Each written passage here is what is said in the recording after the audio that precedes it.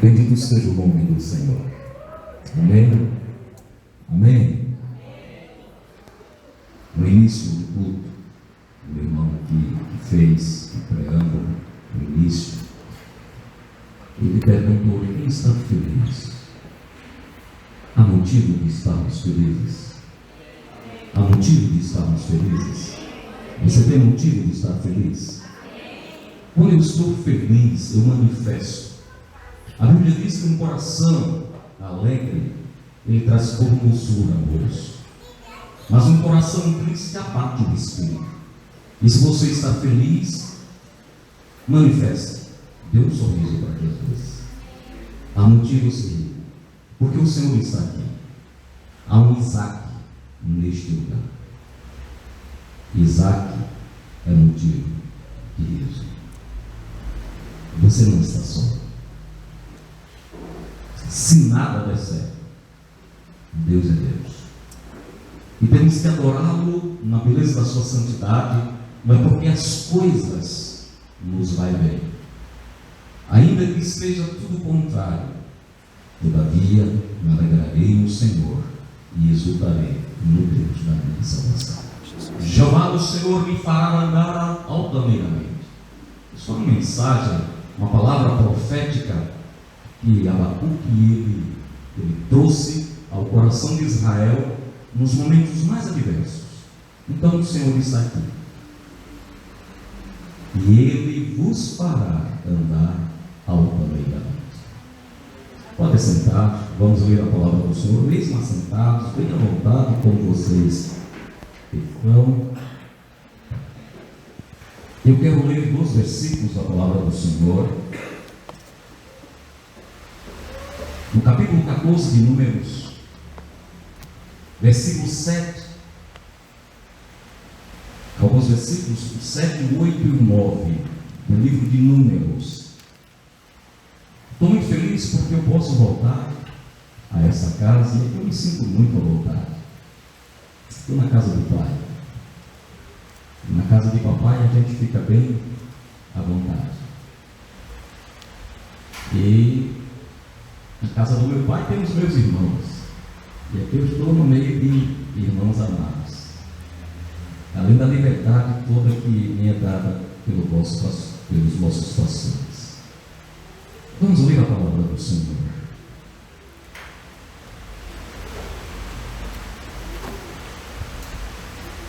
Diz o texto: e falaram toda a congregação dos filhos de Israel, dizendo: a terra pelo meio do qual passamos a espiar é terra muito boa.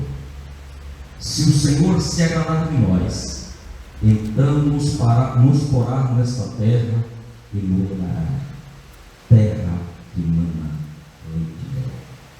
Então somente não sejais rebeldes contra o Senhor, e não temais o povo dessa terra, porquanto são eles nosso pão. Retirou-se deles o seu amparo, e o Senhor é conosco. Não os temais. Diga: Deus. Deus. Fala meu coração. Em nome de Jesus. Amém. Amados, há uma promessa de Deus para cada um de nós. Deus é o Deus de promessa. E as promessas do Senhor, elas são infalíveis. Pode passar céu, terra, todas as coisas contrárias, mas Ele prometeu. E como Ele prometeu, Ele vai cumprir. Diga: o meu Deus é um Deus de promessa. E a sua promessa cumpre. Nosso Deus é um Deus infalível. E Ele prometeu a cada um de nós. E Ele vai cumprir segundo a sua palavra. Você crê? Amém? E aqui nós observamos alguns versículos dos quais tentaram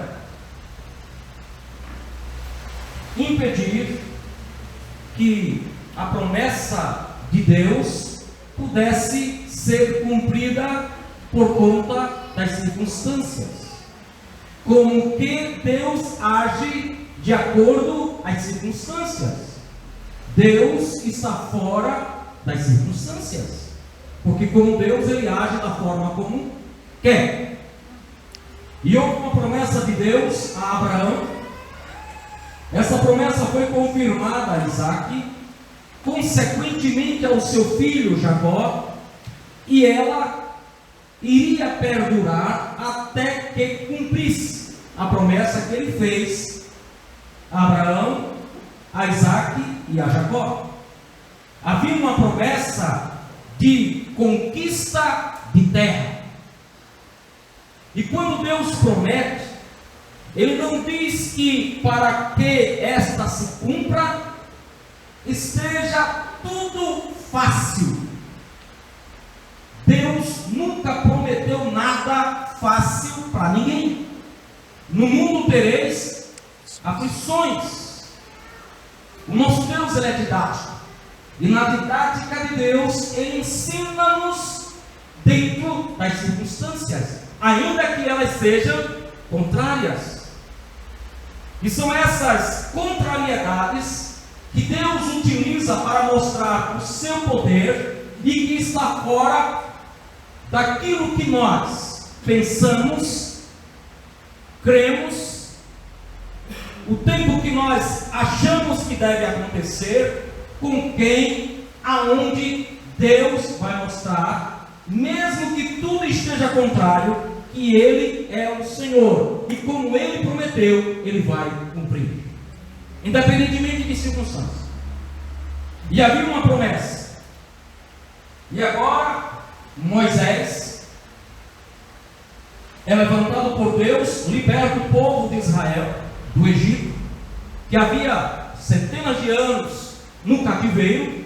Moisés liberta e conduz o povo em direção ao cumprimento da promessa. Você está caminhando em direção ao cumprimento da promessa que o Senhor fez a você.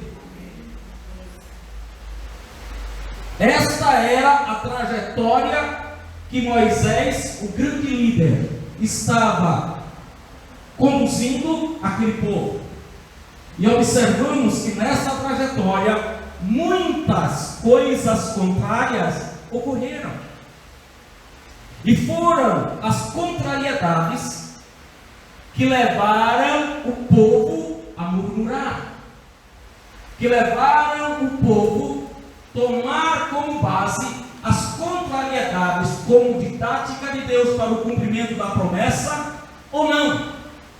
E todos que foram guiados pelas circunstâncias e deixaram-se levar por elas, morreram no deserto, porque começaram a murmurar. E os murmuradores morrem no deserto. Diga para seu irmão, não seja murmurador. Não há motivo de nós murmurarmos. Pastor Adão, carinhosamente eu o chamo de Adão, meu amigo, há pouco ele começou a falar acerca das dificuldades que muitas vezes nós enfrentamos, porque todos têm problema. Porém, ele disse: basta você ter um coração batendo, você tem motivo de agradecer. Eu não tenho motivo de murmurar. Se eu faço uma retrospectiva na minha vida e começo a olhar quem eu fui, de onde eu vim e como eu cheguei aqui, eu vou entender que eu tenho mais motivos de agradecer do que murmurar, porque eu sei quem eu sou, eu sei quem me trouxe, eu sei para onde vou e onde eu irei passar a eternidade. É motivos já para que eu não murmure. Se eu continuar murmurando porque as coisas não me vão bem, elas não mudarão. Mas se o meu coração está firme na promessa e eu não permita que as circunstâncias contrárias mude a minha visão, jamais eu me deixarei levar e serei murmurador, porque eu creio na vitória daquele que prometeu, que é infalível e vai cumprir. É necessário que nós entendamos isso, porque quando Deus nos deu uma promessa, Ele também nos deu uma visão. Diga visão. E a visão não consiste nos olhos da carne. A visão que Deus nos concede quando nos promete é a sua visão. É a visão dele. Ele nos faz enxergar aquilo que Ele promete a nós com os olhos espirituais. Eu preciso começar a colocar no meu interior como verdade aquilo que Deus me prometeu. Porém, meus amados, nessa visão nós projetamos sonhos, diga sonhos. E os sonhos, eles são realizáveis porque você sonha dentro daquilo que Deus lhe falou, e Deus não é mentiroso. Porém, existe nesta trajetória, além de todas as contrariedades, existem os destruidores de sonhos. Destruidores de sonhos. Destruidores de projetos.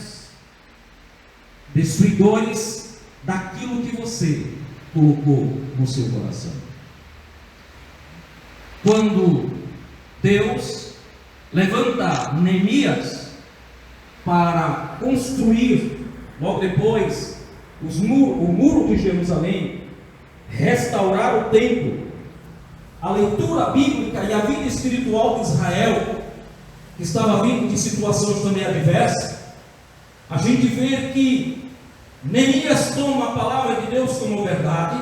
Havia uma promessa, mas dentre essa trajetória de falar com o rei até chegar em Israel para a restauração do templo, o qual aconteceu por Zorobabel, depois a reforma dos muros que estavam destruídos e as portas, houve alguns tentadores, destruidores de sonhos.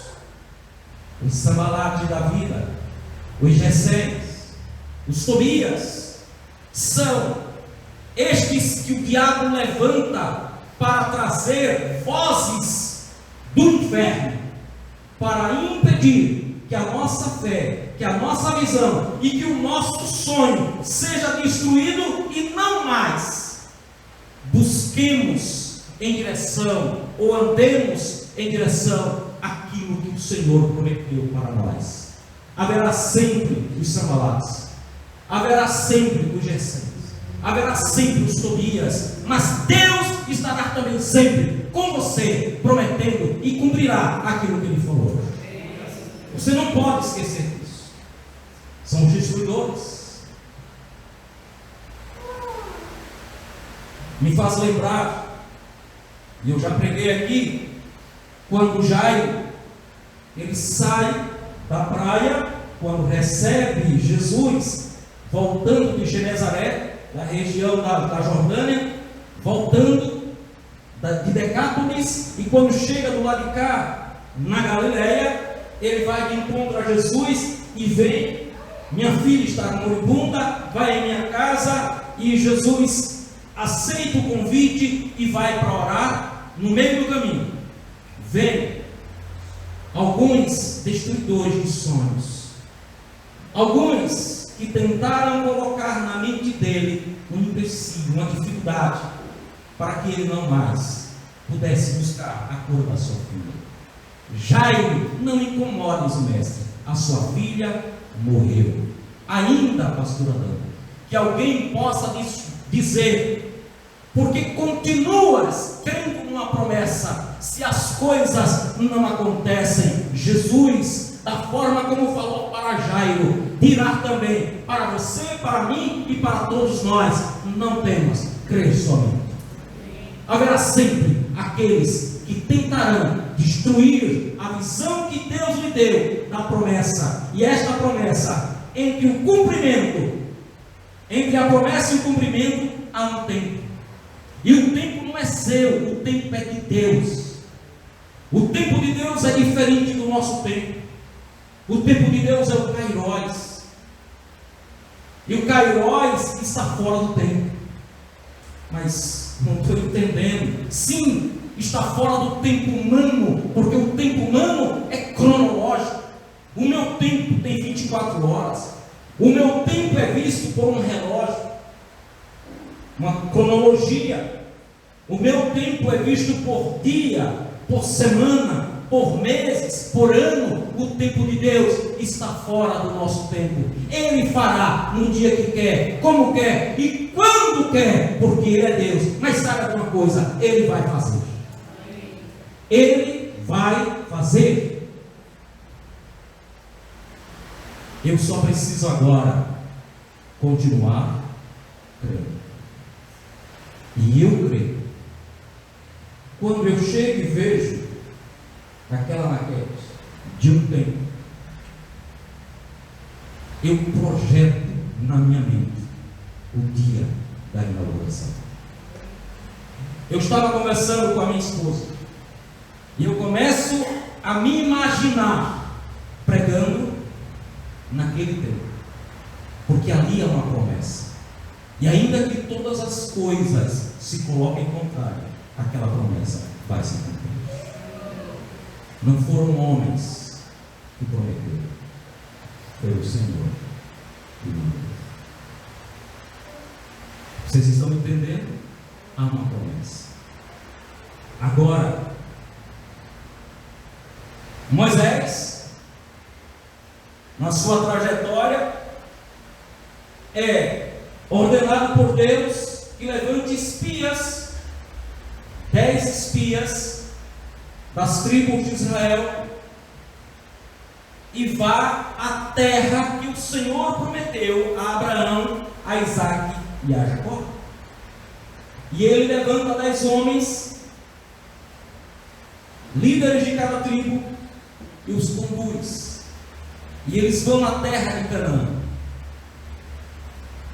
E quando eles chegam na terra, eles observam que é uma terra boa.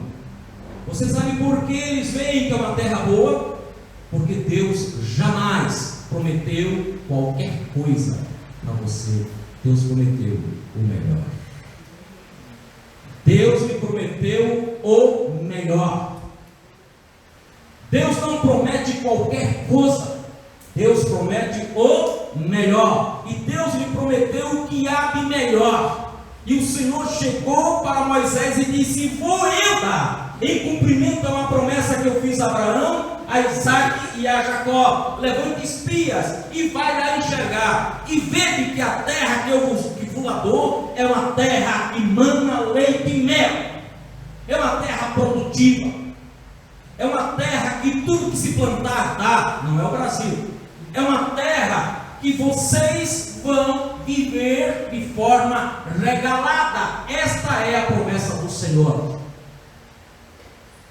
Porém, meus amados, neste interregno, nesse período entre a promessa e o cumprimento, vão surgir muitos que tentarão roubar estas da vida de vocês. E os espias foram, e os espias enxergaram a terra e viram que a terra era realmente da forma como Deus falou a Moisés. É uma terra muito boa, uma terra produtiva. Porém, a terra, embora fosse boa, a terra produzisse leite e mel, embora ali fosse um hipérbole, uma figura de linguagem, mas é uma terra que, se colocasse gado, produziria. Se colocasse agricultura, tanto a pecuária quanto a agricultura, seria uma terra, é uma terra produtiva. E eles viram, e em cumprimento, eles trazem consigo, eles buscam uma verga, uma estaca de madeira, e eles trazem para provar ao povo de Israel que a terra era tão produtiva que o cacho de uva, para que eles trouxessem, veio exatamente nessas vegas, nos ombros deles, porque era muito pesado. Havia romãs, uva, e era muito grande os cachos de ouro. Porém, eles observam que além de uma boa fruta, de uma boa terra, terra realmente que manava leite e mel, mas ali havia os heveus, os cananeus, os jebuseus, os amalequitas. Ali havia todo um povo belicamente preparados. Ali havia os filhos de Anak, e os filhos de Anak eram gigantes. E quando nós permitimos que o diabo use situações adversas para gerar no coração uma dificuldade para o cumprimento da promessa, entre essas dificuldades vem o medo. E quando nós permitimos que o medo entre em nossos corações por causa das circunstâncias, nós agigantamos muito mais as dificuldades do que elas são. Porque o medo cria lupa, sabe, um aumento, uma imagem, ela é aumentada, porque o medo gera essa situação.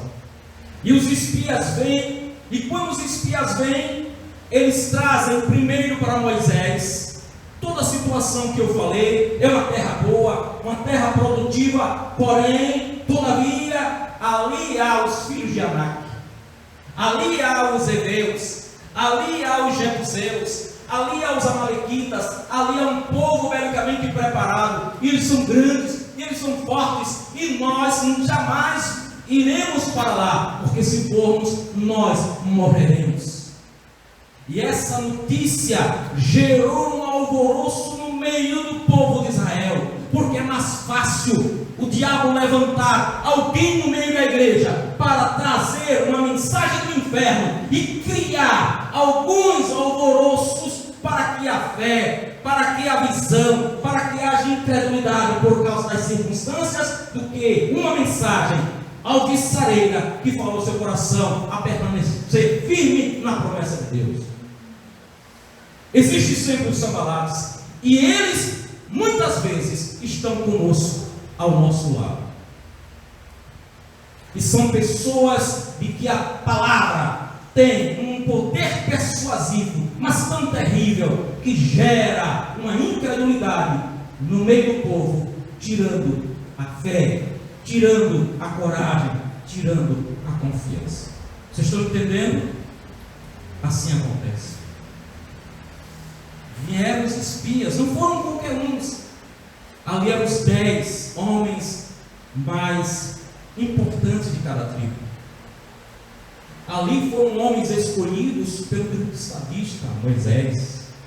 Ali foram homens escolhidos, eu diria, pelo próprio Deus, porque foi Deus que mandou ele escolher. E eles trazem uma mensagem, e isso gerou temor no coração. E os homens de Israel começaram a dizer: eu jamais levarei as esposas e os filhos para morrer neste lugar. E aí começou o desejo de voltar ao Egito. Não voltem, meus amigos. Não temos tempo mais para voltar. Deus não mandou, pastor Adão, o Senhor voltar.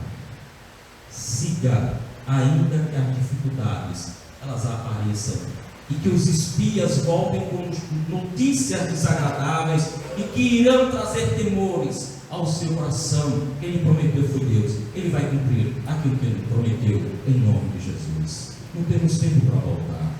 E ali começou agora um projeto entre o povo de voltar ao Egito. E eles começaram a murmurar e disseram assim: olha, por que Moisés nos tirou do Egito? Se era de morrer no deserto, que nós voltássemos e morramos no Egito. Deus não quer que retrocedamos. Deus não quer que voltemos. A ordem do Senhor: marche, marche, marche. Sabe, as coisas às vezes elas não estão aos nossos olhos fáceis. A Bíblia diz, Pedro Em Lucas, capítulo 4, Pedro era perito na guerra, ou na pesca. Era um homem que conhecia do mar, ele nasceu, né? Ele era zelote, e os zelotes eram uma facção partidária de alguns revolucionários que não aceitavam muito as orientações legalistas do farisaísmo e de outros grupos de liderança, e a maioria deles era na região de pescadores. E Pedro fazia parte desse grupo dos zelotes. Era um homem que conhecia muito da pesca, conhecia o mar, viveu a vida dele toda na região litorânea, conhecia muito, sabia quando o mar estava para peixe e quando não estava, mas ele não conhecia a promessa de Deus. E quando Jesus se aproxima e diz: Pedro, vai ao mar. E ele diz: Senhor, para que ir ao mar? Eu passei a noite toda pescando, nada peguei. Em outras palavras, Senhor, se alguém conhece de pesca, esse aqui sou eu. Não foi um dia, eu simplesmente não lancei a rede, eu passei a noite toda, nada peguei.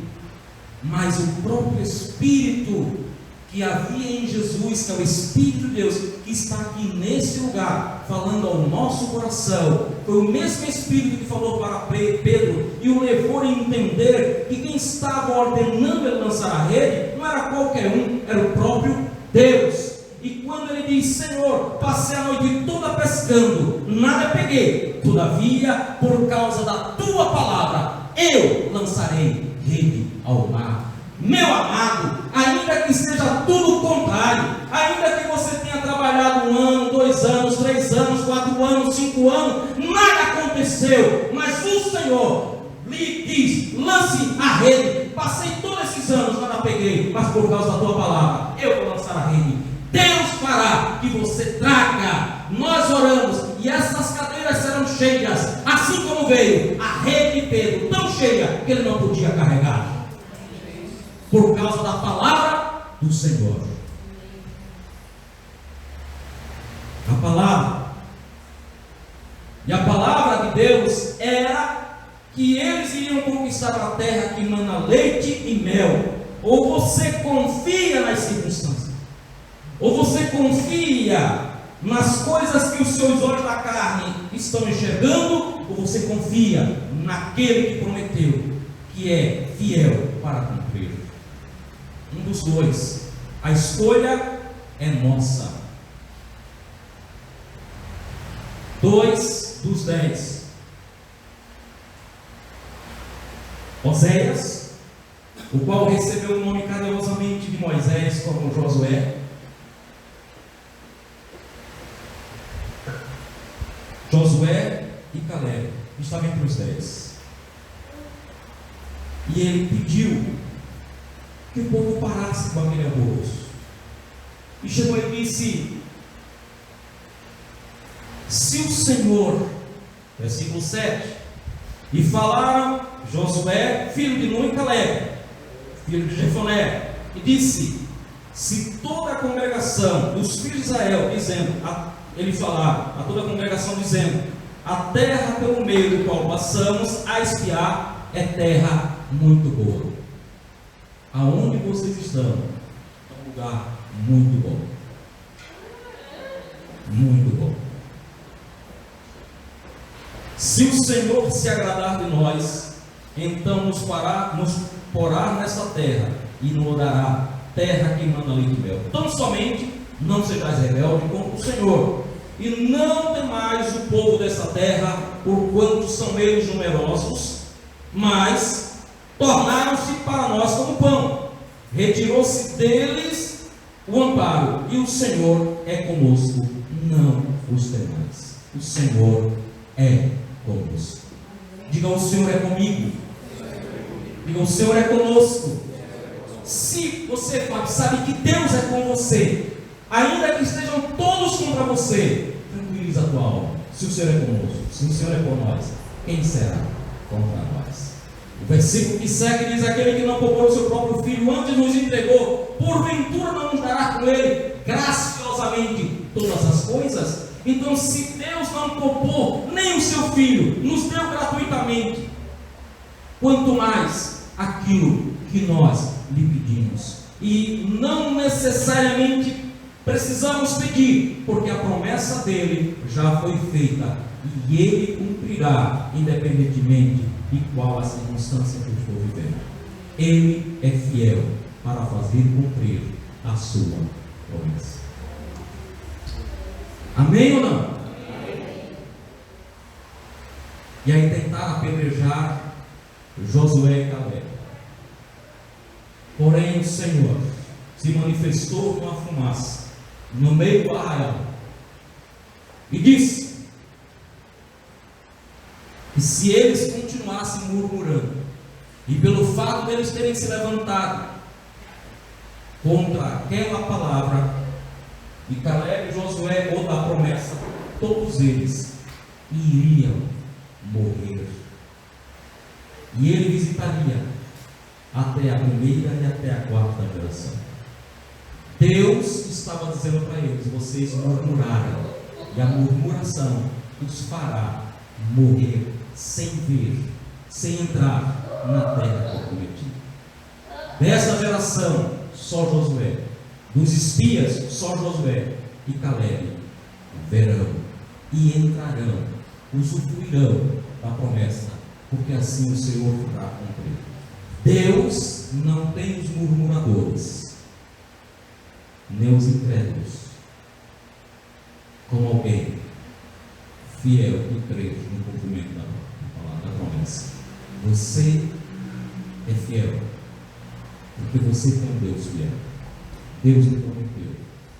Confie. Ele vai cumprir. Está doendo? Confie. A propriedade, quando o jovem está cantando, que Deus é Deus. Deus é ou não?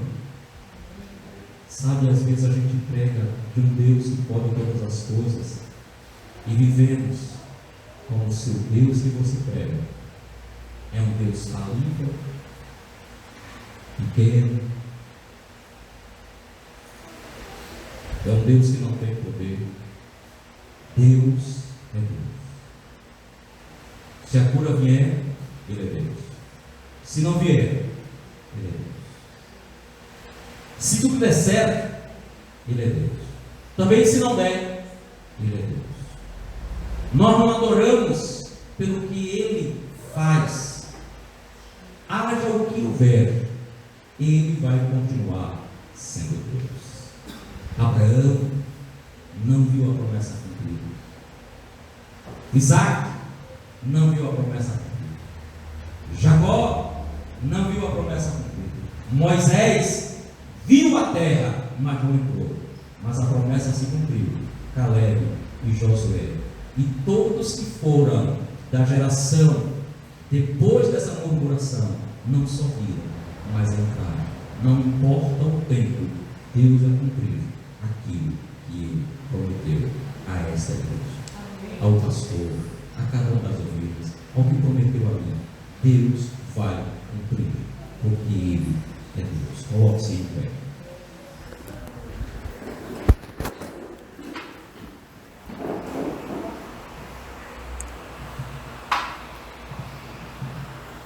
De um intruso aqui. Aqui é bom, porque antes só era com água, agora já vem recheado. Você mata a sede e a fome no mesmo instante. O problema dela é que estava aqui, né?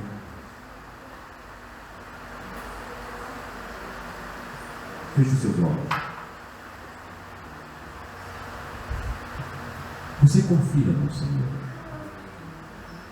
O Senhor está neste lugar. O Senhor não está aqui. O Senhor não está onde está na multidão.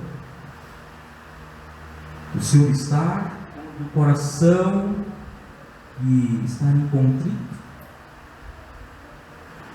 com Ele, A Bíblia diz: onde houver 2, 3 reunidos, o Senhor vai estar naquele lugar. E eu creio, porque creio, contra as circunstâncias, que o Senhor está neste lugar. E toda a promessa que Ele fez a você ao longo desses anos, e que você ainda não viu ela se cumprir, saiba de uma coisa: pode passar céu, pode passar terra, mas a promessa do Senhor jamais passará. E como Deus, Ele fará cumprir, essa geração viverá para ver o que o Senhor vai fazer na sua vida, no seu ministério, e tudo que Ele fará, o povo verá.